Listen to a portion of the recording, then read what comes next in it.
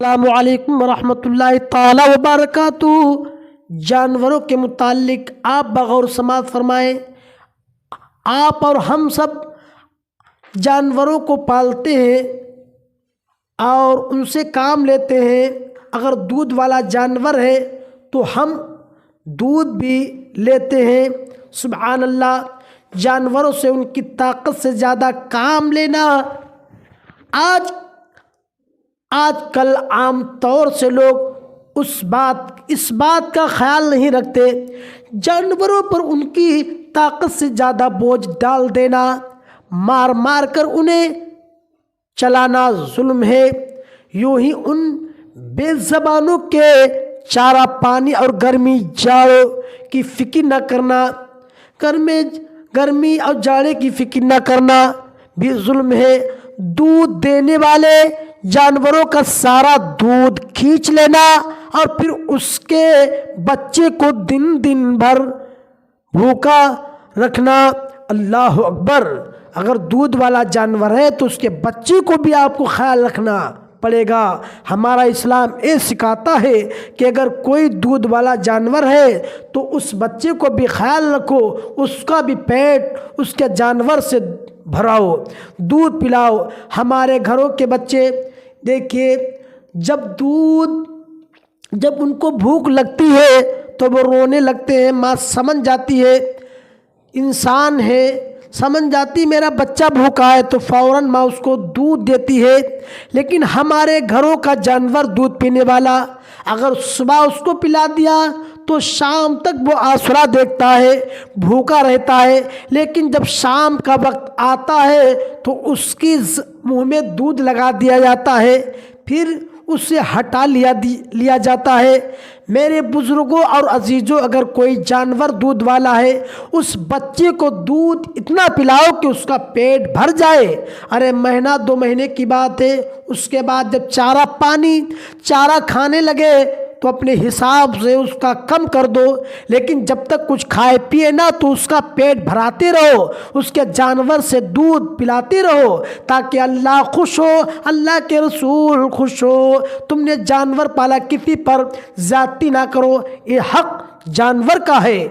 دودھ پلانے والے بچے کو اگر تم دودھ نہیں پلاؤ گے تو یہ زیادتی ہوگی، یہ ظلم ہوگا۔ لہذا میرے عزیزوں، یہ آپ اس سے ڈریے اور اس سے پرہیز کیجئے۔ جب تک بچہ کچھ کھانے نہ لگے، جانور کا بچہ، اس وقت تک اس کا پیٹ بھر کے اس کو دودھ پلاؤ۔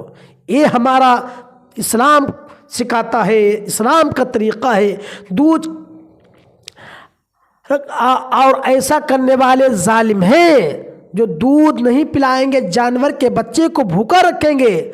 اسلام نے اسے ظالم بتایا ہے، اور یہ زیادہ کمائی اور آمدنی کے لیے یہ سب کرتے ہیں، لیکن کمانے کے بعد بھی ایسے لوگ پریشان رہتے ہیں، اللہ اکبر۔ جب تک اللہ اس کا رسول خوش نہیں ہوگا، کتنا بھی کماؤ آپ ترقی نہیں کر سکتے ہیں۔ جانور کے بچے کو بھوکے رکھ کر آپ پیسہ کماؤ گے، ترقی سوچتے ہو کر رہے ہیں، میرے عزیزو ترقی نہیں، آخرت خراب ہو جائے گی، قبر میں پٹائی پڑے گی، قبر میں سختی کے ساتھ قبر دبائے گی۔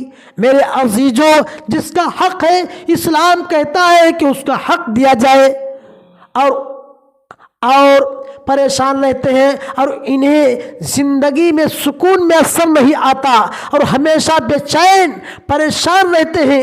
صدر الشریعہ حضرت مولانا امجد علی صاحب علیہ رحمت رضوان فرماتے ہیں، جانور سے کام لینے میں ضروری ہے کہ اس کی طاقت سے زیادہ کام نہ لیا جائے۔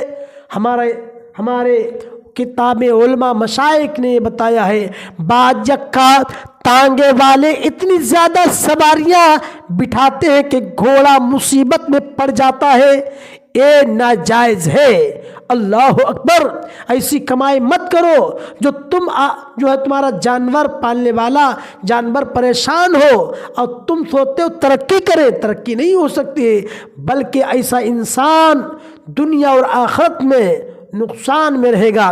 جانور پر ظلم کرنا ذمی کافر پر ظلم سے زیادہ برا ہے، اور ذمی کافر پر ظلم مسلمان پر ظلم کرنے سے بھی زیادہ برا ہے۔ اللہ اکبر! کیونکہ جانور کا کوئی معین مددگار اللہ تعالیٰ کے سوا نہیں، اس غریب کو اس ظلم سے کون بچائے؟ جب جانور پر ظلم کرو گے تو وہ اللہ کی بارگاہ میں عریضہ کرے گا، کیونکہ اس کی بھی زبان ہے، وہ بھی بولتا ہے، بات اور ہے کہ ہم اس کی زبان کو نہیں سمجھ سکتے۔ میرے آقا صلی اللہ علیہ وسلم ساری اللہ نے جت مخلوق کو پیدا کیا زبانوں عطا کی، سب زبانوں کا علم سرکار دو عالم صلی اللہ علیہ وسلم کو ہے، اسی لیے بتایا بھی گیا، کتابوں میں آیا ہے کہ عرب کی زمین، سرزمین عرب میں ایک اونٹنی بگڑ گئی، یعنی بورا گئی، لوگوں کو کاٹ رہی تھی، دوڑ کے کاٹ رہی تھی۔ پیارے آقا صلی اللہ علیہ وسلم کا گزر ہوا، جو ہے سرکار نے اونٹنی کے پاس تشریف لے گئے، لوگوں نے منع کیا، آپ مت جائے، بورا گئی، کاٹتی ہے۔ میرے آقا صلی اللہ علیہ وسلم جو ہے خاتم الانبیاء سید المرسلین رحمت للعالمین ہے، ساری مخلوق جانتی ہے کہ پیغمبر اسلام آخری نبی ہے۔ جن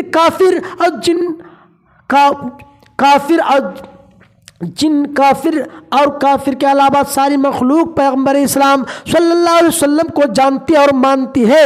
میرے آقا صلی اللہ علیہ وسلم جب اونٹنی کے پاس گئے اور جانے کے بعد اونٹنی نے سرکار کی بارگاہ میں سرکار کو قدموں کو بوسا دیا اور قدم میں سر رکھ دیا۔ اے پیغمبر اسلام صلی اللہ علیہ وسلم کو جانتی ہے، اور جانور بھی دیکھیے سر رکھ دیا، تو لوگ سرکار کے پاس حاضر ہوئے اور عرض کی، یا رسول اللہ، ایک جانور آپ کو سجدہ کرتا ہے، آپ کے پیروں میں سر رکھ دیا ہے، تو ہمارا زیادہ حق بنتا ہے کہ ہم آپ کو سجدہ کریں۔ پیغمبر اسلام صلی اللہ علیہ وسلم نے فرمایا، اے لوگوں سنو، اگر اللہ کے سوا کسی کو سجدہ کرنے کا حکم ہوتا تو عورتوں کو حکم ہوتا کہ وہ اپنے شوہروں کو سجدہ کریں، اور مردوں کو حکم ہوتا کہ اپنے ماں باپ کو سجدہ کریں۔ اگر پیشانی جھکنے کا حکم ہوتا تو عورتوں کو حکم ہوتا بھی اپنے شوہروں کو سجدہ کریں۔ پتہ یہ چلا اللہ پیشانی جھکے تو اللہ کی بارگاہ میں جھکے، جب پیشانی جھکے تو رب کی بارگاہ میں جھکے۔ اللہ کے سامنے کسی کے سامنے جھکانا جائز ہی نہیں ہے۔ اللہ اکبر! سجدہ کی دو قسمیں ہیں، سجدہ حقیقی، سجدہ تعظیمی۔ اگر کسی عالم دین یا کسی عالم دین بزرگ کو بڑا سمجھ کر سجدہ کیا اور یہ سجدہ تعظیمی کیا تب حرام، اور سجدہ حقیقی شرک ہے۔